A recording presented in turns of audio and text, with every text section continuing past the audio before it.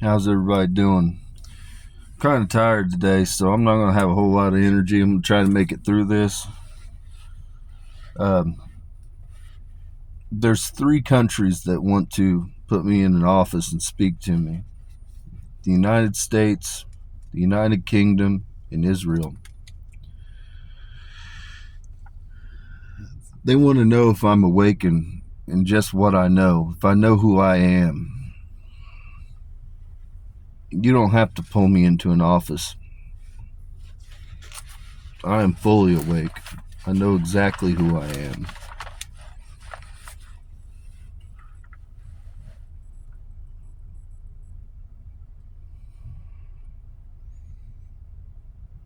I am the bloodline of the one that rose from the grave 3 days after death.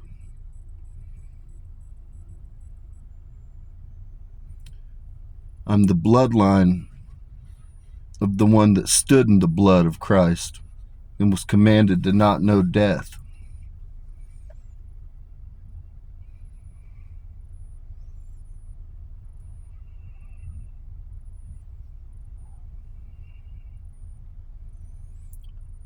When my bloodline appears, the gravitational field bends. When my bloodline appears, reality bends to my will.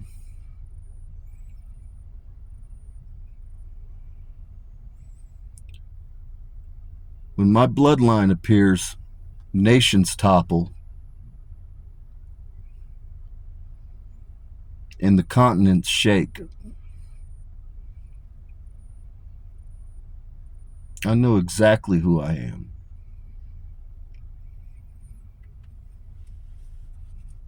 I'm going to share something with you. There's only about 110 people in the world that know what I'm about to tell you. There's only 2 places on this earth that hold the archives that contain the truth. That's the House of Rothschild's archives, which they have a huge archive on all the bloodlines of the world. And then the Vatican. Now, some are going to call this blasphemy. Some are going to call this incredible. I'm going to tell you the story about what happened post-crucifixion in the 72 hours between when Christ was basically removed from the cross, placed in the tomb, and then when he rose. I want to apologize to the Eastern Stars and Morning Stars. They've killed me a bunch of times, and I didn't understand that they were trying to show me something. And today the Father came down and the Father killed me and made me sit there so that I could endure the process, so that I would be able to talk to you all about just what the hell happened and have it all correct. I thought they were just killing me for the fuck of it, to kill me. And of course, because I'm immortal, I come right back. I can speak life over myself.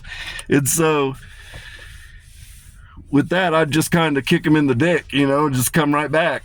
And so today the Father came down and gave me a download before he did it. And then he went ahead and took me out and made me sit there for a bit and let them do their whole rigmarole. And I came to understand it makes sense too, because there's 12 women that do not leave my field. They literally, it doesn't matter what I do, I can't kill them. They're immortals, and I can try to banish them, I can cuss them out, everything else. They might leave for the night, but they'll be right back tomorrow morning. And nobody else can do this. Nobody else can just sit in my field like that. And so I kept wondering, like, what in the hell is going on here? What in the hell? Because I can't get rid of them. I can't get rid of them. And now it all makes sense now. And so we'll start with this. The Christ soul was my sibling Uriel. My soul, Aurelian Euclasius, stood as Mary Magdalene. but I am the physical line of David, the physical body of Christ. So when I was crucified, they pulled me off. And before I was done being crucified, Mary Magdalene stood in the blood. And that was the covenant and the seal that made her immortal. Now, when the cross was dropped, the blood still remained. And this is where it gets interesting. See, a lot of people aren't aware. The House of Solomon is where you find witches, but also vampires. It's Rh negative null blood. And so you don't have to believe in vampires. You don't have to. I mean, I'm literally Vlad Tepes. I am Dracula. That's who I walked as. That castle belonged to me over in Transylvania. Now, who turned Mary Magdalene into a vampire? Mary Magdalene came in as she was an angel, but she was not a vampire. And that belongs to the European bloodlines. Jesus had a second wife. Her name was Sophia. And that's who converted Mary Magdalene into a vampire. And so, long story short, a host of people, basically your House of Solomon, which is also the fallen ones, they stood in the blood of Christ too. And so they were all vampires. So they became immortal when this happened. So with that, when he was taken into the tomb to be bound, in the tomb went 12 women that were from the Eastern Stars and the Morning Stars. And that was who was to prepare the body. Amongst them was Mary Magdalene.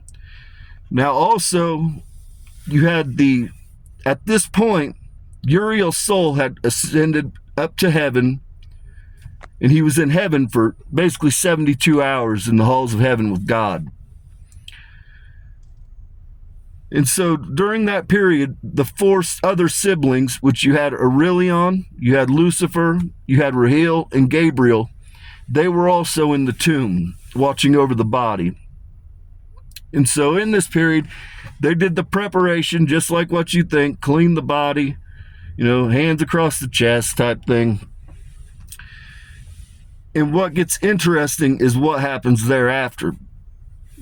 It's how do you bring a person back to life? Because Jesus had the ability to raise somebody from the dead. He had that power. There's the rite of Lazarus. But there's also the rite of resurrection, which is what the House of Solomon used. There's a distinction. There's two different things happening there.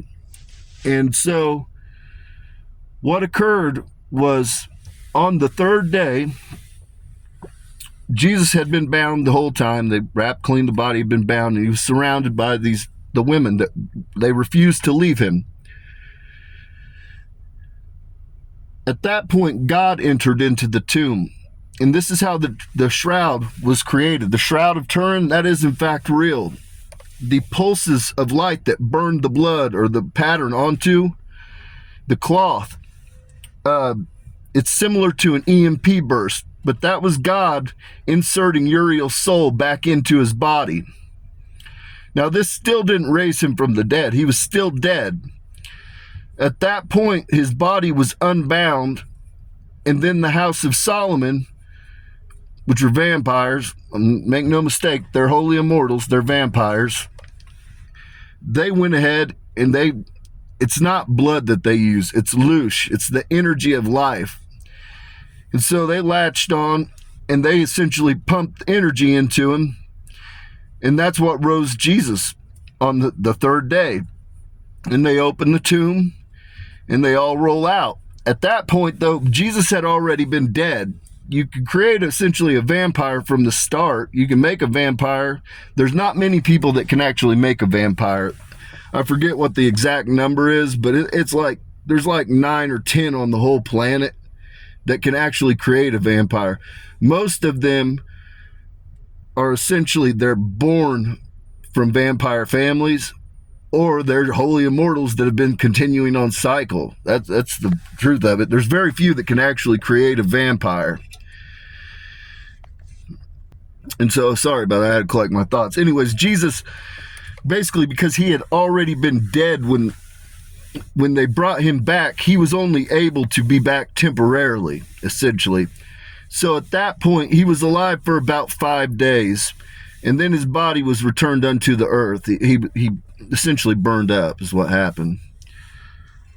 And so at that point, the soul then of Jesus, it then descended and it went down into hell, where it was basically there for 2,330 years until the eclipse in 2024. And that's when my memory got activated, and that's when basically Uriel came back and poured into me, because I am the living bloodline of Mary Magdalene in the Christ. And so that's kind of how it all went down. And so you don't have to believe it. You don't have to. But like I said, the records actually exist. And I'm sure they're going to be outed eventually. I'm 100% certain they're going to be outed. But like I said, the House of Solomon owns it.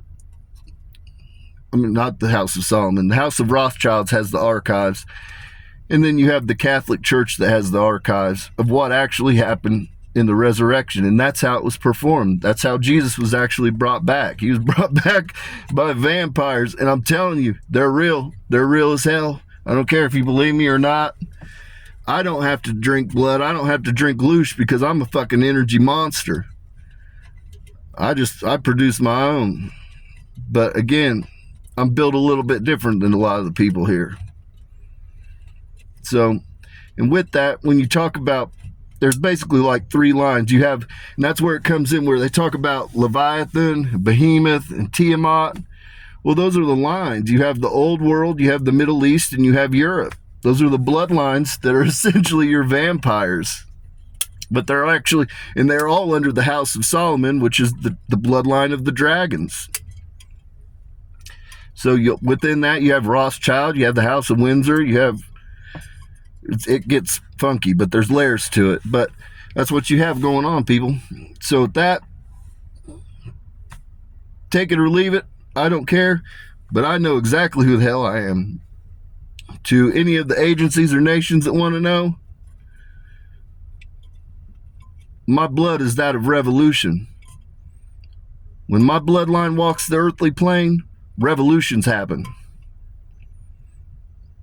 The people rise up. That's who the fuck I am. So with that, peace and blessings be upon your homes. May your paths be paved in gold. Hopefully this gives you an interesting take on things. Crazy story, I know, but the Bible's filled with supernatural stories. You know, the Bible's filled with witches. All these people think, oh, witchcraft, oh, card flippers. The card flippers are going to do us in.